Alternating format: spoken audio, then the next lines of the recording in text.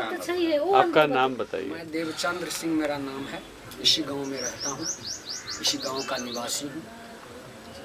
इसी गांव यानी इस गांव का नाम करही है। करही। जी, करही गांव में रहता हूँ और राजनीति से भी जुड़ा हूँ। अभी राजनीति की बात बाद में करेंगे। हाँ। पहले आप मुझे केवल ये बताएं। मैं इसके बारे में हमको जोड़े अरुण जी और मंजू दीदी, इन लोगों के माध्यम से इस मानवता केंद्र और सीलो जी की मैसेज के बारे में इन्हीं लोगों के संगत में आकर के हमको बहुत जगह ले भी जाते थे। तो आपको कैसा लगा, ये संगत कैसी लगी? बहुत अच्छा कहना चाहिए। बहुत क्यों? इसलिए कि खास करके गांव समाज की बात मैं कहता हूँ। गांव समाज में जहाँ तहाँ जो उथल पुथल हो जाता है, बात बात में झगड़ा झंझट शुरुआत हो जाती है, इससे मैसेज मिला कि शांति का प्रतीक है।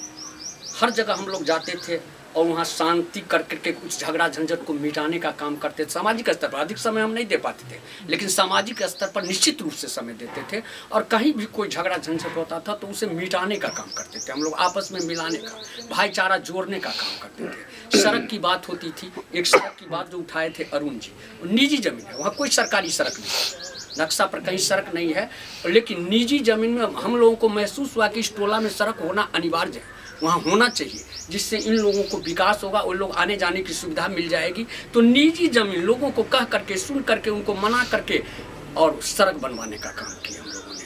उनको सड़क से जोड़ दिया, उस टोले को जोड़ दिया जो सड़क से टूटा हुआ। ये करके आपको कैसा लगा? बहुत अनुभव इससे अच्छा लगा कि हमको जो इस आज जो अपने आप को समझते थे कि हमको जैसे समाज में कोई देख रेख करने वाला नहीं है, कहीं हम कोई बीमार पड़ जाता है तो कंधे पर लाद करके उसको सड़क तक लाना पड़ता था।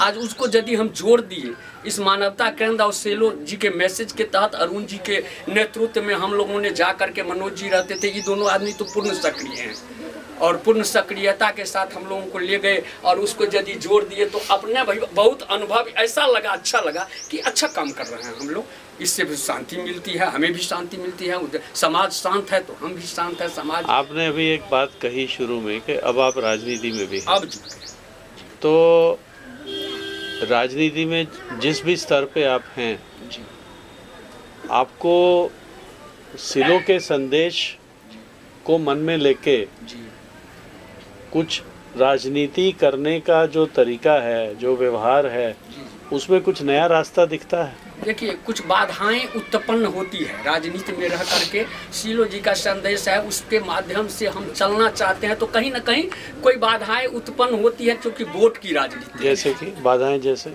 बाधाएं आज यदि वोट का राजनीति है, हम जिस पार्टी से जुड़े हुए हैं, तो राजनीति में ऐसा रहता है कि सारे आदमी हमारे तरफ वोटिंग करें, और वोटिंग में कमी हो जाती है तो बहुत ऐसे राजनीति करने वाले लोग हैं जो उनसे ईर्षा द्वेष करने लगते हैं। लेकिन हम लोग थोड़ा इससे जुड़े हुए हैं तो उस चीज़ को छोड़ करके चलते हैं। कितना भी बाधा आता है तो फिर भी कहते हैं वोट दे ना दे, राजनीति से जुड़े हैं, लेकिन प्रधानता इनको दे करके चलते हैं। नहीं, अच्छा काम करना जरूरी है और यही इन्हीं का दिन है।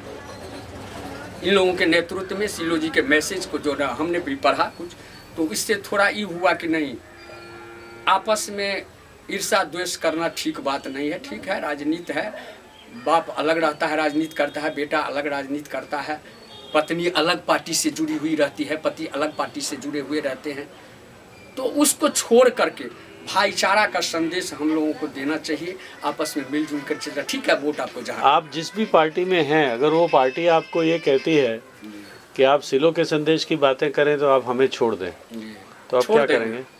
छोड़ देंगे। क्या आपको मालूम है कि सिलो के संदेश से प्रभावित होके भी एक पार्टी बनी हुई है?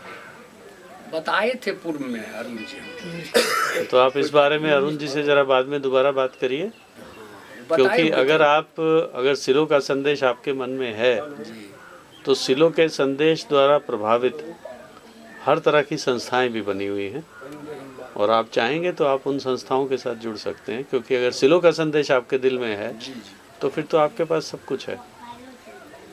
धन्यवाद।